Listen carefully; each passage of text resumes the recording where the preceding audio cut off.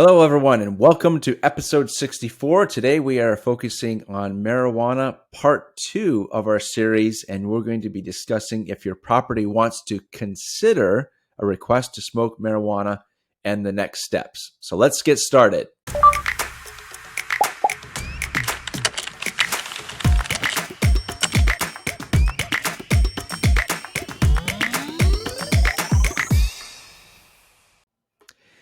Hello, everyone. Welcome to the Fair Housing Insiders. I'm your host, Jonathan Saar, and again with us today is Kathy Williams. Thank you so much for being here, Kathy. Just a couple of housekeeping items before we get into our topic.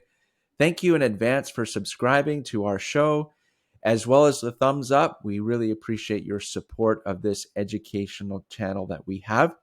If you haven't done so already, please sign up for our newsletter. You can find that at thefairhousinginstitute.com. And for social, we encourage you to follow us, like us on Instagram at Fair Housing Institute, where we post micro segments of tips on fair housing. So thank you again for being here on the show. So today, again, we're talking about marijuana, how it relates to considering a request to smoke marijuana, and what would be the next steps that a property would have to take. So Kathy, again, thank you for being here. Here's our first question for you. So if a resident has requested a reasonable accommodation to smoke marijuana, what does a housing provider need to consider before being able to process the request? And what are the next steps? Well, this is a policy consideration for each property, and the answer is going to depend on whether it's federally funded. If it is, the answer is no, and it doesn't even consider the request because it's not permitted by HUD to permit the use of a federal illegal drug on its property. If the property is located in a state where it's illegal, again, the answer would be no, because it would be unreasonable because it's illegal. Now, if it is a conventional or private market property, it's located in a state that makes using marijuana legal, then the property has the option to consider, especially a request for reasonable accommodations filed by a resident who wants to use marijuana on the property. Very good. Thank you so much. Appreciate that explanation. So let's take a look at a scenario now where an irate resident comes in after receiving a letter from the leasing office to formally request verification for their reasonable accommodation. So we'll look at our scenario and then we'll get your feedback and comments on that, Kathy. So, Mr. Park, if you could just go ahead and fill out this request to verify your need for the accommodation, and we will get this process started. What are you talking about? I have a prescription and a medical marijuana card. I'm not filling out that form. This is proof enough to verify my need. So excellent scenario. Really like the visuals there. So Kathy, when verifying the request, is their medical marijuana card or written prescription enough to verify the request?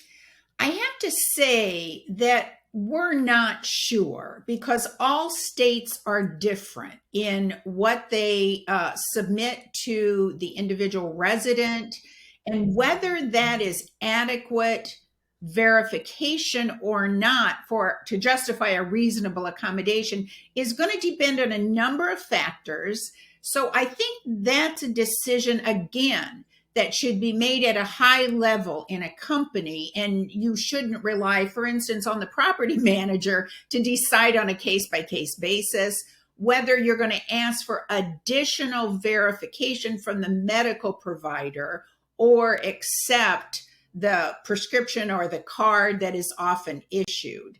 So it'll depend, and you probably ought to get maybe some legal advice on that. Okay, excellent. Thank you for that. So what are some challenges with processing and granting the request? So if you decide to take the option to consider reasonable accommodation requests to use marijuana on your property, there are lots of considerations. One we just discussed about what is adequate verification of the need. The other things oftentimes involve smoking considerations. If you don't permit smoking, then you don't have to permit smoking marijuana. If you do permit smoking, then there are issues sometimes involved with the odor caused by marijuana. It can be very strong. It could interfere with the peace and quiet enjoyment of the neighbors' use of their units. And if that's the case, then it would be like any situation where you have to sit down with the resident to discuss whether there are alternatives that may permit the use of marijuana, but maybe not involve smoking. And that would be part of what we often discuss as the interactive process that is used with reasonable accommodations, and maybe discuss if there are different alternatives for how to use marijuana without smoking it so that the neighbors don't get involved in that. All right, very good. Thank you for being on the show again. Excellent, awesome explanation. I know our communities really, really appreciated that. So just remember, if you haven't seen part 1, make sure you check that out on this topic regarding marijuana. Today, for part 2, we answered specifically if a property wants to consider a request, what would be the next steps? So Kathy, thank you so much for helping our audience to appreciate that. So thank you everyone for tuning in to the Fair Housing Insiders. If you find this show of value, please share it with your network. We appreciate your support. We love those thumbs up. We're so grateful to all of you. And we also like your feedback. So please reach out to us if there's any topics that you would like us to discuss. So that's been episode 64. Thank you, everyone. Until next time.